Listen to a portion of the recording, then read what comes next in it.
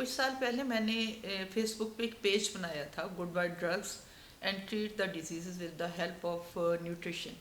इस पेज बनाने के पीछे भी एक कहानी थी। काफ़ी अर्सा पहले मुझे एक शदीद किस्म की तकलीफ़ हो गई कि मेरा जिस्मानी यूरिक एसिड लेवल जो ब्लड में था वो बहुत ज़्यादा बढ़ गया। और यूरिक एसिड बढ़ने से एक डिज़ीज़ होती है जिसे कहते हैं गाउट। मैं गाउट का शिकार हो गई। यूरिक एसिड बढ़ने से और गाउट होने से जो तकलीफ़ होती है बड़ी शदीद होती है, बहुत शदीद किस्म की पेन आपके जॉइंट्स में होती है। असल में ये डिज़ीज़ टो जॉइंट से शुरू होती है और वहाँ पे स्वेलिंग, रेडनेस और शदीद किस्म का दर्द। इतना शदीद दर्द कि रात सोए हुए आप उठ जाते हैं उस दर्द की वजह से, गहरी नींद से आप उठ जाते हैं। इतना शदीद दर्द कि गहरी नींद से आपकी आँख खुल जाती है और ये दर्द बियरेबल नहीं होता। मोस्टली इसकी ट्रीटमेंट एंटी इन्फ्लेमेटरी ड्रग्स के ज़रिए की जाती है या पेन किलर्स दी जाती हैं। और बहुत कम ऐसा है पूरे वर्ल्ड में कि कहीं पे इसकी ट्रीटमेंट जो है with the help of nutrition की जा रही हो। लेकिन चूंकि मेरा स्टमक बियर नहीं कर रहा था anti steroid anti inflammatory drugs को, बियर नहीं कर रहा था, मुझे एसिड रिफ्लेक्स हो जाता था और बहुत सारी तकलीफ़ें शुरू हो जाती थी। दैट्स वाई मैं जब डॉक्टर के पास गई तो मैंने उसे ये कहा कि मैं इसकी treatment with the help of nutrition करना चाहती हूँ। जब मैंने ये कहा तो डॉक्टर ने कहा कि आप खुद से तहकीक कीजिए, सर्च कीजिए कि ये बीमारी क्या है, इससे आप कैसे निजात हासिल कर सकते हैं। लेकिन ये क्यूरेबल नहीं होती, ये वक्त के साथ साथ बढ़ती है और अगर आप इसकी ट्रीटमेंट नहीं लेंगे तो फिर ये बहुत शिद्दत इख्तियार कर जाएगी, चलना फिरना मुश्किल हो जाएगा। लेकिन मैंने जब न्यूट्रिशन लेने लगी तो सबसे पहले तो मैंने ये देखा कि ये डिज़ीज़ क्या है। असल में यूरिक एसिड लेवल के बढ़ने से मोनोसोडियम यूरेट क्रिस्टल्स जो हैं वो हमारे सॉफ्ट टिश्यूज़ पे, जो मोस्टली हमारे जॉइंट्स पे होते हैं, उनके ऊपर डिपॉजिट कर जाते हैं और फिर वो वहाँ पे पेन, रेडनेस, इरिटेशन और बहुत सारी दूसरी तकलीफ़ें क्रिएट करते हैं। अब मैंने दो तरह से इस पे काम किया। पहला काम तो मैंने ये किया कि यूरिक एसिड लेवल को कंट्रोल में रखा जाए और दूसरा काम ये था कि जो सोडियम यूरेट के क्रिस्टल बन चुके हैं उन्हें किसी तरह वहाँ से स्कैटर्ड कर दिया जाए। तो इसके लिए मैंने ऐसी न्यूट्रिशन में ऐसी खाने पीने की चीज़ें ढूंढनी शुरू की जो मुझे एंटी इन्फ्लेमेटरी ड्रग की जगह पे मैं इस्तेमाल कर सकती थी। उसमें सबसे पहला था extra virgin olive oil. Olive oil को मैंने और ये याद रखें जो ऑलिव ऑयल आपने लेना है वो फूड सप्लीमेंट की तरह हो, यानी कि वो फूड में यूज़ होने वाला एक्स्ट्रा वर्जिन ऑलिव ऑयल हो। अदरवाइज़ ऑलिव ऑयल क्या बहुत सारे दूसरे ऑयल्स जो हैं वो टॉक्सी होते हैं और आपके जिस्म में जाके कोई रिएक्शन कर सकते हैं। इसलिए मैंने एक डॉक्टर से कंसल्ट करके उसे 1 टीस्पून दूध के साथ रात को लेना शुरू कर दिया और उसके साथ साथ ऑलिव ऑयल के साथ ऑलिव के लीव्स जो हैं उन्हें ड्राई करके रख लिया और ड्राई करके मैंने इसे चाय में डाल के लिया। वजह लेने की इसकी क्यों थी कि ऑलिव ऑयल जो है ये ऑलिव के जो लीव्स हैं वो एंटीऑक्सीडेंट एजेंट हैं और रिच सोर्स हैं, एंटी इन्फ्लेमेटरी ड्रग के तौर पर भी इस्तेमाल होते हैं। उन्होंने मेरे जिस्म के अंदर जाके यूरिक एसिड के लेवल को ना सिर्फ कंट्रोल करना शुरू कर दिया बल्कि जो यूरिक एसिड बन चुका था उसे भी ख़त्म किया। इसके साथ जब मैंने एक फ़ायदा इससे हुआ तो मैंने और इसके साथ की ग़ज़ाएँ ढूंढी जिनमें ज़ाफ़रान नंबर 1 पे था। ज़ाफ़रान लेने के मुझे बहुत सारे फ़ायदे हुए क्योंकि ज़ाफ़रान एंटीऑक्सीडेंट एजेंट भी था, एंटी इन्फ्लेमेटरी ड्रग भी था और इसके साथ साथ ज़ाफ़रान जो है वो एंटी डिप्रेशन भी है।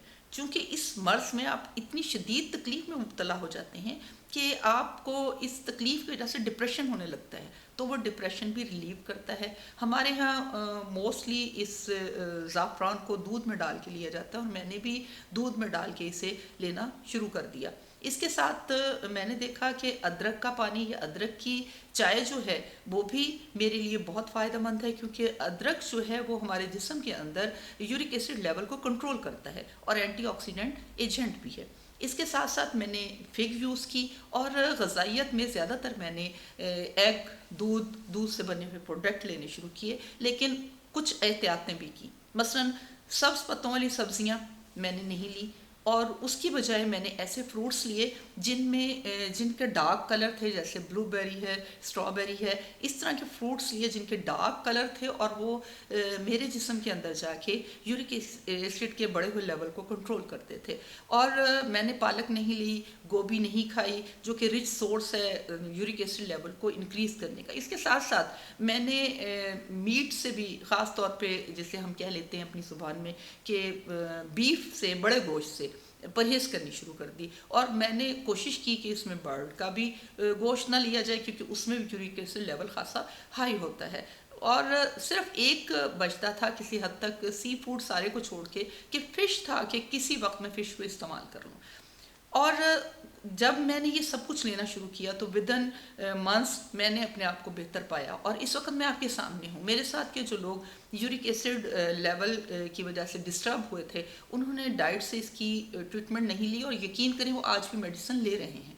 अगर आप भी अपनी डिज़ीज़ की ट्रीटमेंट जो है ग़िज़ाइयत की मदद से करें तो ये मच बेटर है। और आपको इसमें पैसा भी कम लगता है और तकलीफ भी कम होती है, क्योंकि जितनी एलोपैथिक ड्रग्स हैं वो अगर 2-3 फ़ायदे देती हैं तो उसके साथ साइड इफ़ेक्ट्स हैं उसके बहुत सारे। लेकिन यकीन जानिए इन ग़िज़ाओं के कोई साइड इफ़ेक्ट नहीं है। एक एहतदाल में रहते हुए इन ग़िज़ाओं को लें। और ख़ास तौर पे गाउटी पेशेंट्स को कोल्ड ड्रिंक्स से, कैफ़ीन वाली चीज़ों से परहेज़ करना चाहिए, और हर वो चीज़ जिसमें प्योरीन है। लेकिन अब जदीद तहकीक ने एक और बात साबित की है कि जो वाइट शुगर है, जो टेबल शुगर जो है, उसके खाने से भी यूरिक एसिड लेवल जो है वो इंक्रीज़ होता है। क्योंकि ऐसे बहुत सारे इलाकों में जहाँ पे ग़िज़ा अच्छी ली जा रही है लेकिन उनका इंटेक शुगर का ज़्यादा है, तो उसकी वजह से यूरिक एसिड लेवल जो है वो इंक्रीज़ हो रहा है। और ये तहकीक ने ये बात साबित की है कि गाउटी पेशेंट मोस्टली ऐसे ममालिक में थे जहाँ पे खाने पीने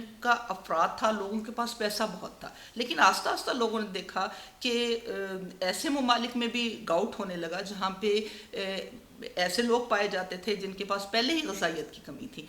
लेकिन गाउट होने की एक वजह जो कि रिसर्च में किसी हद तक साबित भी हो रही है, क्योंकि गरीब अमीर हर कोई शुगर ले रहा है, वाइट टेबल शुगर ले रहा है, जो कि यूरिक एसिड लेवल को इंक्रीज़ करने का बायस बन सकती है। अगर आप चाहते हैं कि आप अपनी डिजीज़ को with the help of nutrition treat करें तो हमें ज्वाइन कीजिए, हमारे व्हाट्सएप ग्रुप पे हमारा साथ दें। हम आपको यकीनन इसके हर डिज़ीज़ से मुतल्लिक जो रिसर्च हमने मुख्तलिफ न्यूट्रिशन से करवाई हैं उसके फार्मूला हमारे पास मौजूद हैं। वो हम इस सूरत में देना चाहते हैं कि आप उसके ऊपर टोटली अमल करें। अगर आप टोटली अमल नहीं करेंगे तो फिर उनका कोई फ़ायदा नहीं होगा।